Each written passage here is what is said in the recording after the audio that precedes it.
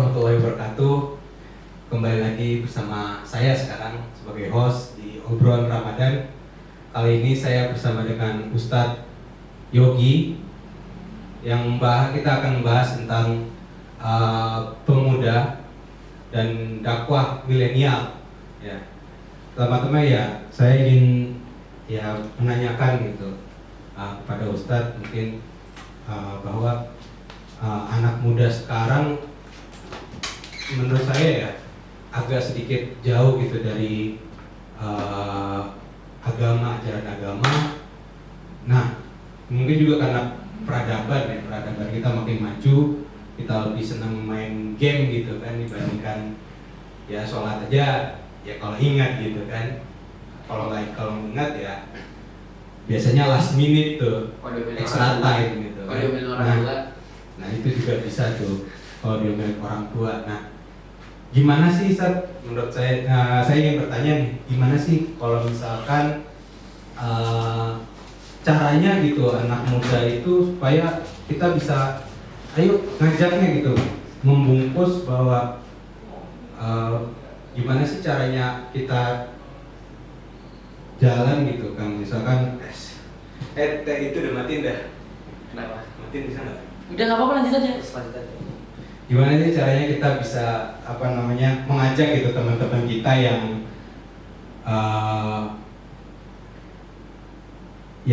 ibaratnya jauh gitu dari agama untuk kita sama-sama kita belajar gitu tentang agama, karena sejak agama itu ya penting, tapi ya mungkin gimana caranya untuk kita bisa mengajak mereka gitu dengan cara yang lebih milenial gitu kan. Itu gimana Ustaz? Bismillahirrahmanirrahim. Assalamualaikum warahmatullahi wabarakatuh. Subhanallah bihamdihi wa khalqihi wa rida nafsihi wa zinata arsyihi wa midada kalimatihi. Allahumma shalli ala sayyidina Muhammad wa ala ali sayyidina Muhammad. Allahumma faqihna fid-din wa 'allimna ta'wil. Allahumma faqihna fid-din wa 'allimna ta'wil. Alhamdulillahirabbil alamin. Ketemu lagi kita di bulan Ramadan. Ya, ini Mas Yudis walaupun kondisi Mic-nya mati, Om. Walau kondisi seperti ini, tapi insya Allah ini adalah kondisi terbaik yang Allah kirimkan ke kita. Walaupun tanpa sadar kita terkadang mengutuk, terkadang juga kita sebagian mensyukuri, tapi ternyata banyak hikmah yang bisa kita ambil. Ternyata jadinya dakwah yang sekarang sepertinya meredup, tapi adalah rahasia Allah nantinya bahwa dakwah ini akan menjadi sebuah perenungan yang dalam bagi dai-dai, juga bagi para umat utamanya untuk mempelajari lagi kembali tentang Islam. Terkait tadi masalah Mas Yudis ceritakan tadi ya, saya jadi teringat sama suratul Asr. Ini surat sering sekali dibaca oleh para sahabat. Surat tentang masalah waktu. Jadi analoginya seperti ini. Kalau seandainya kita tahu bahwa Firda Gotol besok pagi nih bakal ada longsor, kira-kira kita bisa tidur? Nggak bisa. Kita pasti udah siap-siap kan? Wah, dia nyiapin udah keluarin semua segala macam. Kita udah ngeluarin apa yang kita bisa bawa. Kita udah bangunin saudara-saudara kita, adik kita, kakak kita, teman-teman kita bahkan. Ini baru masalah longsor, ya. Baru masalah longsor yang sifatnya temporer dan belum juga kejadian. Tapi ketika ada BMKG ngasih tahu bahwa akan terjadi longsor di daerah Firda Gotol, kita pasti akan lebih percaya lagi, karena siapa yang ngomong BMKG ini lagi udah punya data-datanya kuat. Itu balik lagi itu baru ternyata pihak yang terkait. Nah, terkait tentang masalah persoalan tadi diutarakan tentang masalah bahwa kita pada umumnya tidak merasa terlalu tergerak untuk menjalankan kehidupan agama kita. Salah satunya yang paling mendasar adalah bahwa kita tidak menyadari apa yang akan terjadi esok hari. Itu yang jadi masalah. Kenapa yang tidak pernah dipikirkan adalah kenapa Nabi Muhammad SAW ini yang sebagai otoritas paling kuat, paling terpercaya, tidak pernah berbohong dalam sepanjang hidupnya. Walaupun beberapa Nabi juga berbohong, tapi Nabi Muhammad SAW tidak pernah berbohong sepanjang hidupnya. Bahkan sekeras-kerasnya dakwah Abu Jahal dan kaum Quraisy yang lain, itu tetap mereka naruh duit ke Nabi Muhammad SAW. Artinya mereka menaruh kepercayaan. Tetapi inilah yang jadi masalah ketika kita masuk ke abad ini. Kita terlepas jauh dari Nabi, dan kita merasa asing dengan Nabi. Dan inilah yang harus kita ambil kembali, kita rebut kembali, adalah mulai belajar menapaki jalan-jalan para nabi. Jalan para nabi ini jangan dilalui para ulama, karena enggak, ulama ini pewaris para nabi. Nah, dan kembali tadi permasalahannya tadi, bahwa kekurangan awareness, kewaspadaan itulah yang menjadi penyebab utama kenapa orang itu tidak giat dalam beragama. Kalau logika tadi seperti itu, bahwa hari kiamat ini luar biasa, Quran itu pengingat kita yang paling luar biasa. Hampir sepertiga Quran itu bicara tentang kiamat. Omongannya macam-macam, al-waqi'ah, apalagi kira-kira ada lagi al-qari'ah, al-zalzalah, al-haqqah, apalagi Banyak tuh. itu banyak banget. Makanya sampai, dan Allah ceritakan tuh detailnya luar biasa. Detailnya bagaimana ibu-ibu yang netein anaknya aja itu dilepas kan? Dilepas. Kita kalau makanya Quran selalu bicara tentang deskripsi. Gimana deskripsinya itu tuh sangat nyata. Makanya orang kalau kita baca Quran dia tidak fokus, dia tidak menghayati itu, hilang, rasanya hilang. Karena Quran ini terkait masalah rasa. Bahkan kalau misalkan ada yang menggambarkan gitu ya, bahwa kalau kondisi hari kiamat itu ibu-ibu hamil gitu lupa gitu, kalau dia sampai brojol lupa anaknya janinnya kemana gitu kan, itu sangat mengerikan kan. Makanya Quran seringkali mengulangi hal-hal ini, utamanya tentang masalah ini nadhiru mubin, bahwa ini peringatan yang nyata. Tanzil min Rabbil alamin, yang diturunkan dari Tuhan pencipta seluruh alam ini. Permasalahannya Muslim sekarang ini tidak terkait dengan Quran, tidak berdekat dengan Quran. Makanya ini yang jadi sumber masalah juga. Sebenarnya nggak harus dengan seperti itu jika mereka mau memikirkan kejadian-kejadian yang ada, karena percaya atau tidak bahwa diri kita inilah keajaiban. Dari ujung kaki ke ujung rambut ini ada keajaiban. Betapa banyak miliaran bakteri yang ada di mulut ini. Ini miliaran bakteri, tapi kita nggak pernah ada bakteri yang bertentangan akhirnya bikin kita satu rasa anis, satu rasa asam. Atau yang jadi lucunya, saya pernah neliti sama kawan-kawan dulu, bahwa kandungan gizi itu dengan kuku itu sama, CaCO3, kalsium, sama. Tapi yang jadi masalah tuh anehnya gini, kenapa kuku bisa jadi panjang, gigi kok panjang-panjang? Gak tahu. Oh, alam bisa. Nah, pertanyaan-pertanyaan kayak gini kadang-kadang nih orang suka kelewat. Maksudnya kuku bisa panjang, tapi kok gigi nggak bisa panjang? Betapa repotnya kita kalau kuku atau gigi ini bisa panjang seperti kuku. Berapa kali sekali kita harus potongin gigi kita ya? Gigi ya. Dan ajaibnya gigi itu berhenti pertumbuhannya setelah beberapa saat. Jadi nggak akan panjang lagi. Kalau kuku bisa berapa kali panjang? Betul. Dan ini yang luput. Makanya Allah selalu kasih tahu kita bahwa makanya ketika orang baca Quran, dia pasti akan merasakan keajaiban-keajaiban itu. Bahkan ketika dia melihat hujan, dia nggak hanya melihat itu hujan, tapi dia akan lihat itu keajaiban Allah.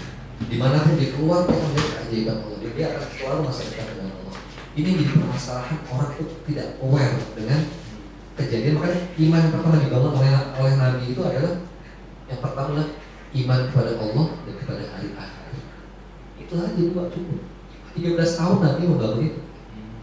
Luar biasa. Ini sekarang kita bicara melalui tahapan-tahapan yang aneh. Kita belajar agama tidak melalui tahapan-tahapan yang benar. Kita belajar agama melalui langsung belajar masalah hukumnya. Fikih ini, fikih ini enggak. Ini benar, itu salah. Itu permasalahan sih. Nah, sedangkan Nabi itu bicara ketika iman ini bicara tentang rasa. Saya sekarang bayangin, saya punya kawan dulu. Ya, ini jangan ditiru ya. Ini dia punya cewek. Dia rumahnya di Kota Bumi Tangerang. Oh, Tangerang. ceweknya itu duduknya di Pamulang. Coba.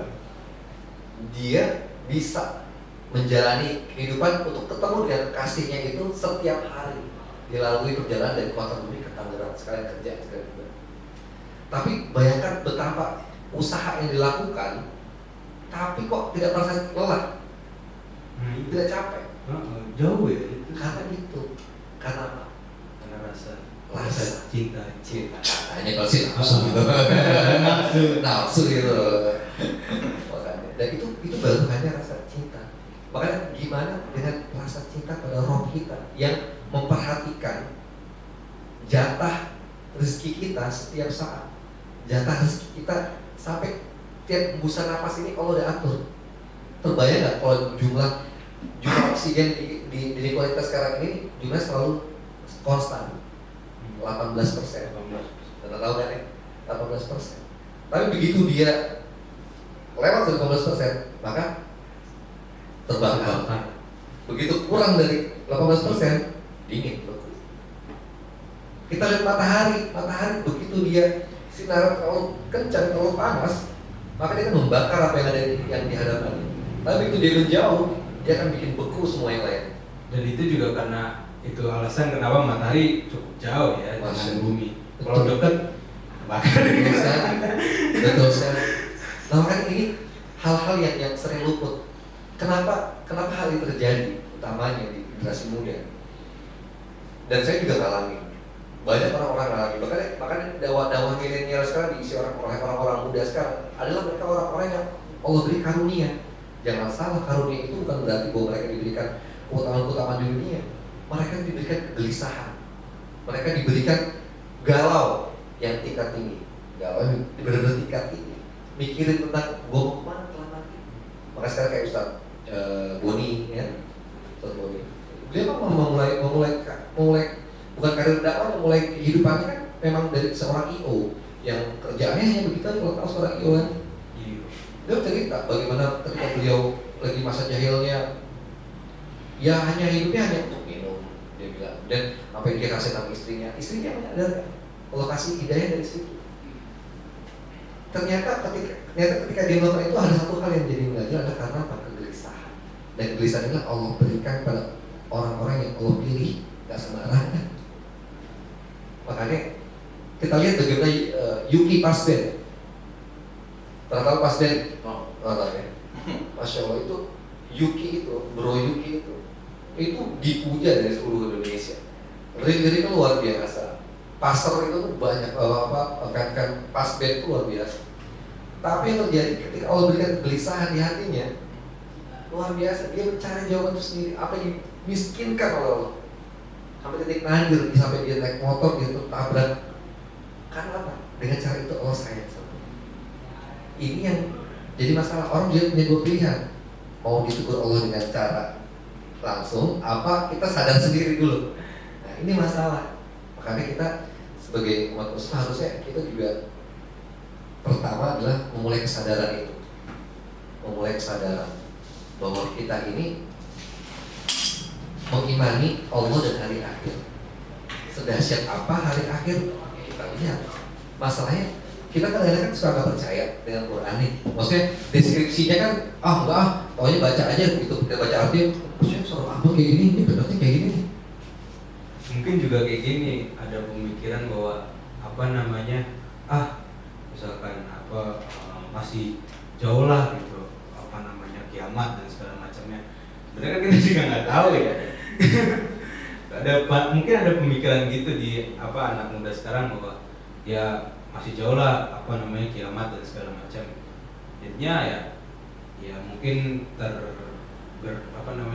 ya senang-senang dulu, ntar juga bisa taubat. Nah, itu biasanya tuh ya masih lama lah gitu kan. Nunggu tua aja lah. Nunggu tua. Karena kita nggak aware, kita nggak waspada dengan apa yang terjadi nanti. Kalau itu terjadi, kayak contoh misalnya, kalau misalnya Mas Yudis diberikan vonis dokter, Mas Yudis waktu cuma 2 bulan lagi, kira-kira gimana? Apa yang Mas Yudis lakukan? Langsung taubat. Langsung taubat masalah. Dosa gitu. Pemuda itu memang merasa karena energinya besar, dia merasa nggak akan ada yang bisa menghalangi. Itu yang jadi masalah. Dan nggak salah. Itu memang karena Allah pilihkan anak pemuda itu cuma sekali di masa hidupnya. Allah Nabi kasih tahu itu adalah satu kekuatan di antara dua kelemahan. Ketika masih kecil lemah kan, naik satu turun lagi lemah lagi.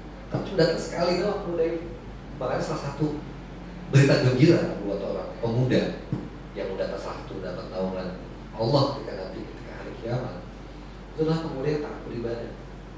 Pemuda yang taat beribadah. Karena tahu luar biasa, jadi pemuda itu luar biasa, taat beribadah itu luar biasa. Belum dorongan syahwatnya dia, belum dorongan teman-temannya dia. Makanya satu hal yang saya bisa saran ketika nanti bergelut di dalam dunia kampus, tetap punya komunitas yang sejalan dengan kita, yang menjaga syariatnya, yang menjaga kolbunya namanya. Ini sekarang hilang, karena mau namanya UIN aja, itu kayak gitu, gimana di luar UIN gitu kan. Nah ini juga jadi masalah. Sebenarnya nggak semua orang UIN juga gitu. Aku punya guruku tuh orang UIN, guru kolbuku tuh orang UIN, dan beliau sangat tajam sekali kalau ini. Dan ini yang hilang, karena tidak mempelajari agama dengan tahapan. Karena kalau ketika reasoningnya kuat, alasannya kuat, dia kan nggak peduli omongan orang. Seperti tadi, kalau ingin cerita kisah temanku yang dari Kota Bumi ke Pamulang, dia nggak peduli, lu jauh banget Jo, ngapain lu kesana jauh-jauh, ngapain kayak gak ada cewek lain di sini gitu kan? Dia nggak peduli, karena apa? Rasa ini yang dibawa, dan rasa yang Allah kasih buat kita tuh luar biasa, nggak ada habisnya. Permasalahannya adalah kita tidak tune in, ibaratnya pulsa. Kita nggak punya pulsa tuh, beli pulsa supaya kita connect ke Allah, kita nggak beli pulsanya. Pulsanya apa? Taat. Pulsanya apa? Pulsanya berzikir. Pulsanya menyebut nama Allah, menyebut doang Allah. Sebatas itu baru kita kasih ingat Allah. Maka Allah akan tumbuhkan rasa cinta itu di situ. Allah akan tumbuhkan, karena apa? Nggak akan ada rasa cinta, nggak akan ada rasa enak kalau nggak ada perjuangan. Kalau orang nggak maksain dirinya sholat berjamaah di masjid, dia nggak akan tahu nikmatnya sholat berjamaah di masjid. Nggak akan tahu, rasanya biasa aja, dengar aja, biasa aja. Tapi kalau orang yang berkomitmen, ya Allah, ini bukti aku cinta padamu, ya Allah. Bukti bahwa setiap kau panggil aku datang, ya Allah. Itu akan berbeda rasanya gitu. Ya Allah, bantu aku untuk selalu berzikir, beringat kepadamu. Itu akan beda rasanya. Saya juga ngalamin hal yang sama. Semua yang berusaha berjuang itu akan mengalami sama, dan ketika rasa itu ada, itu luar biasa. Sampai kayak misalnya, indah ya rasanya. Karena kita memperjuangkan sesuatu. Kalau memperjuangkan sesuatu itu pasti indah. Dan itu Allah kasih. Dan ini Allah kasih untuk orang-orang yang beramal dan perjuangkan itu. Kita ini gak ada apa-apanya dibandingkan para sahabat. Makanya rasa cinta ini tuh beda sama sahabat. Sahabat itu luar biasa, bisa bagaimana beliau itu Bilal bin Rabah dengan dijemur di tengah-tengah terik matahari itu dengan panas yang luar biasa. Panas itu luar biasa, membakar tulang, membakar tubuhnya. Makanya sahabat bertanya, kenapa belakangan itu kan hancur Bilal? Ini disiksa sama tuanku Ubay bin Khalaf saat itu. Tapi nggak mau menghilangkan dia, bahwa dia akan menjadi kafir kembali. Enggak. Karena rasa cinta itu indah rasanya. Kita melupakan semua segala rasa yang ada, rasa lelah itu nggak ada. Makanya ini yang kita hilang sekarang. Kita jangan lagi memandang agama sebagai sebuah beban, jangan lagi memandang agama ini sebagai sebuah hanya runtutan kewajiban yang kering gitu loh. Dan ini yang hilang, rasa ini nggak ada. Makanya ya saranku kalau misalnya itu bergabung dengan orang-orang yang masih menjaga syariat. Kenapa? Allah turunkan hidayah dan bantuan dengan berjamaah. Kita akan jadi kuat. Kalau nggak dengan jamaah, hancur. Udah banyak yang ngalamin. Sehebat-hebatnya Gus Ulil, pintarnya Gus Ulil, dulu kita bangun jil, hancur akhirnya, ngikut juga jadi jil juga. Tapi akhirnya ketika beliau malah kembali ke pesantren, sekarang beliau malah ngajar Ihya Ulumuddin. Alhamdulillah. Nah ini yang terus kita harus pertajam lah, rasa dan bergabung. Soal itu kan ya bergabung berarti ya berkumpul dengan teman-teman yang mempunyai keimanan yang kuat gitu ya, kira-kira untuk memperkuat iman kita. Saya juga masih belajar lah untuk tentang agama Islam lebih dalam lagi. Nah itu mungkin akan lebih dapat di teman-teman yang bergabung dengan teman-teman yang dalam tanda kutip udah mempunyai keimanan yang tinggi dan keimanan yang tebal, dan juga mungkin rajin dalam menjalankan syariat ya. Sebenarnya salah satu rahasia kenapa jadi sama nggak harus juga orang yang harus lebih iman lebih tinggi, kita nggak bisa mengukur iman juga. Bisa mengukur ya. Contoh kecil gini, kenapa Allah kasih kita surat Al-Kahfi? Itu pelajaran besar buat abad ini orang saat ini. Al-Kahfi itu, pemuda-pemuda Kahfi itu, kalau kita perhatikan, kenapa Allah kasih perumpamaan itu? Mereka ini orang-orang tajir yang nggak ngerti agama, nggak mau punya nabi, nggak punya kitab, mereka cuma tahu bahwa Allah itu satu. Tapi apa? Mereka bergabung, mereka mau punya satu frekuensi. Satu frekuensi. Karena kita menjadi kuat dengan berjamaah. Bukan berarti mereka harus lebih kuat, kita enggak. Sebatas kita butuh dan mereka juga butuh sama kita. Benar-benar kayak saling menguatkan. Makanya salah satu syarat penting di agama kita selalu berjamaah. Menguatkan dan saling mengingatkan sesama ya. Iya. Dan balik-balik lagi, jangan pernah puas dengan agama. Karena gitu, agama ini harus dilalui dengan tahapan. Belajarlah agama ini bagaimana agama ini diturunkan. Kalau kita nggak belajar agama ini seperti agama ini diturunkan, niscaya kita akan belajar ibaratnya kayak contoh orang buta mencoba menjelaskan tentang gajah. Orang buta pertama dia akan bilang gajah itu lebar. Terus satu lagi bilang, oh gajah itu keras karena dia pegang dagingnya. Satu lagi karena pegang badannya. Satu lagi pegang bulat, dia pegang ininya. Kalau bentuknya tabung karena dia pegang kakinya doang. Kita akan jadi kayak gitu, nggak bisa melihat agama ini sebagai seluruhan. Makanya saranku bahwa ini akan belajar dari pengalamanku juga, bahwa sayang sekali kita masih hidup di dunia, cuma kita akan mengalami nikmatnya dunia, yaitu al-Islam dengan nikmat yang Allah turunkan ini. Makanya balik-balik lagi, kita harus pertajam itu, rasa dan bertahapan dalam beragama. Itu paling. Dan terakhir,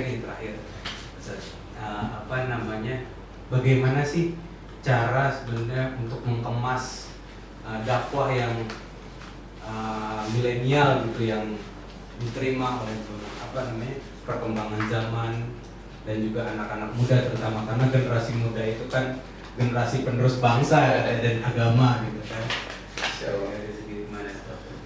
Satu hal yang kita harus pahami dulu ketika kita berdakwah dengan media apapun, hal yang pertama kita garis bawahi adalah paling utama sekali adalah niat karena Allah. Niat karena Allah. Karena apa? Niat karena kita ingin membawa sama-sama dalam kebaikan. Bukan berarti aku lebih baik, kamu lebih baik, maka aku tarik. Bukan itu maksudnya. Maksudnya ketika kita mau berdakwah milenial ini adalah bagian dari tanggung jawab kita seperti di Al-Asr. Karena apa? Di Al-Asr ini apa? Orang yang beriman, beramal soleh, nasihati dalam kebenaran dan dalam kesabaran. Ini kita menggugurkan kewajiban kita doang. Karena kalau nggak kita lakukan ini, kita juga yang keseret. Beneran. Ini frankly speaking, ngomong jujur begitu. Karena agama ini bukan mewajibkan lagi, mengajak supaya orang tuh ikut kita juga sama-sama masuk surga bersama-sama. Dan kalau kita bicara milenial, balik-balik lagi, media milenial itu sangat banyak. Cuma yang paling penting adalah harus kreatif dan genuine. Genuine itu harusnya original. Makanya saya ada satu dakwah milenial lucu juga ini. Ini bukan dakwah milenial sebenarnya, tapi suatu ide gila cuma bagus gitu dikemasnya. Kalau pernah lihat ada namanya channel Rian TV, pernah lihat nggak Rian TV? Ini lucu. Kerjanya itu nyorot orang gila. Orang gila itu ngapain, kerjanya ngapain. Terus dia kadang-kadang iseng, orang gila itu dipakai rambut sama dia. Kemudian dia dikasih baju sama dia. Kadang-kadang dia lemparin sama dia, dia ngobrol sama dia. Tapi satu simpel tuh indahnya itu apa ya? Ternyata selama ini orang suka melupakan orang gila kayak Asong. Tapi ada orang yang perhatikan itu kan bagian dari adat agama juga, memperhatikan orang-orang yang di bawah kita. Nah ini yang kadang-kadang kita suka luput. Ini idenya orisinil tapi mengena gitu. Walaupun nggak harus pakai peci, dia nggak pakai peci. Saya juga Piramid makanya. Tapi makanya jangan terpaku dengan tampilan luar, terpaku dengan konten. Sekarang kayak misalnya gini, orang-orang kalau di US, mereka suka bikin bajunya apa bajunya dakwahnya gitu, gede-gede. I love Jesus. Bawahnya I love Muhammad, I love Musa, I love Isa. Karena apa? Di syariat agama kita ini, kita mencintai semua para nabi. Gitu. Jadi terpakulah dengan konten, value ya, nilainya. Jangan terpaku dengan tampilannya. Mentang-mentang channel Islami, dikit assalamualaikum, alhamdulillah. Nggak ada masalah, cuman tapi orangnya ngomong alhamdulillahnya itu alhamdulillah, nggak ada rasanya gitu gimana. Nah, ini harus kita bangun lebih kepada peduli terhadap konten. Kalau kata patah tuh don't judge book by its cover. Asik kayak gitu. Keren. Nanti ya. Jangan terpaku pada cover bukunya, tapi cover boleh terpaku tapi ke isinya juga gitu loh. Yang paling penting isinya. Tuh. Oke, insyaallah. Bahkan ada beberapa ada yang kayak contoh misalnya memang ini nggak populer nih. Awalnya kan coba mengenalkan anak-anak pada budaya non pacaran misalnya. Banyak kok dulu ada anak-anak, ini channel salah satu lagi channel juga lucu, anak ini nggak ada tampang anak rohis banget gitu. Cuman dia sering datang ke apa namanya taman-taman, duduk di sebelahnya dibaca ayat. Wala taqrabuz zina. Dibaca maka jangan kamu dekati zina, sesungguhnya zina itu adalah perbuatan yang keji. Itu ini nggak ada tampang rohis sama sekali, nggak ada. Cenderung anaknya itu orang tapi dia bisa bawain konten itu yang value-nya ada. Bahwa men udah kebanyakan orang zina sekarang, mau ngapain lagi? Masa lu nambahin satu lagi? Nah, aku berharap sih kiamat aku berharap sih kayak gitu-gitu yang ada muncul ya. Kita jangan lagi terpaku terhadap tampilan luar, tapi berpaku terhadap konten. Kayak di luar negeri itu orang-orang itu kan kebanyakan yang turun ke masyarakat itu mereka nggak pakai peci, nggak pakai baju koko, ya datang aja nongkrong aja. Bahkan mereka sebagian bermusik, kayak contoh saya kayak Yuki Pasti kan masih bermusik, nggak harus pakai sorban. Irfan Rotor sendiri kalau misalnya zaman tahun 80 dulu ada grup band Rotor itu band terkenal banget. Itu rambutnya gondrong segini. Dia satu-satunya band itu zaman dulu tuh bisa masuk LA, Los Angeles, Amerika, band Indonesia. Nah, ketika dia nggak meninggalkan teman-temannya. Atau satu lagi Om Bang, One Figure Movement. Wah itu konyol, grup band metal, begitu azan sholat semua. Saya taunya Atta Halilintar ya Ricci. Ini yang apa? Memang influencer itu penting. Mereka juga bawain value, cuman terkadang sedihnya ternyata itu kan sebenarnya tolak ukur masyarakat ya. Kalau ternyata masyarakat itu lebih senang tuh lihat harta, lebih lihat tuh senang tuh, ini lu berapa harganya? Lebih senang kayak gitu. Mobil lu berapa harganya? Lu ngapain? Kayak poin tuh kayak gitu. Iya, kayak poinnya kayak gitu. Ternyata nggak banyak yang. Nah, tugas kita ini harus seperti itu. Mengangkat value itu ngangkat lagi. Jadi orang tuh nggak ngeliat orang tuh lagi dari hartanya lagi, ngeliat orang tuh dari kontennya. Aku berharap sih bisa mengemas konten itu dengan baik. Makanya penting belajar, benarkan diri kita dalam belajar agama ini dengan baik, insya Allah. Ya. Ini masuk ke sesi kesimpulan ya. Jadi yang pertama tadi yang saya catat nih, ternyata yang harus dinaikkan gitu ya daripada anak muda dan juga dakwah milenial adalah awareness dari pemudanya dinaikkan, karena kalau dilihat masih kurang gitu awareness kepedulian anak muda terhadap agama, dan ini harus segera diperbaiki gitu, dinaikkan, ditingkatkan. Yang kedua, bagaimana cara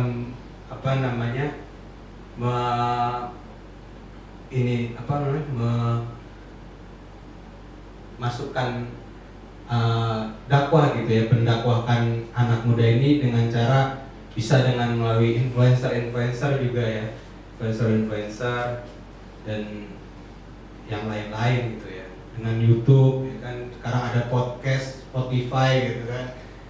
Ini ada Ridwan nih kan yang suka nge-podcast gitu kan. Itu aja dari saya. Mohon maaf kalau ada salah kata, kurang lebihnya mohon maaf. Wallahul muwaffiq ila aqwamit thoriq. Wassalamualaikum warahmatullahi wabarakatuh. Waalaikumsalam. حبيبي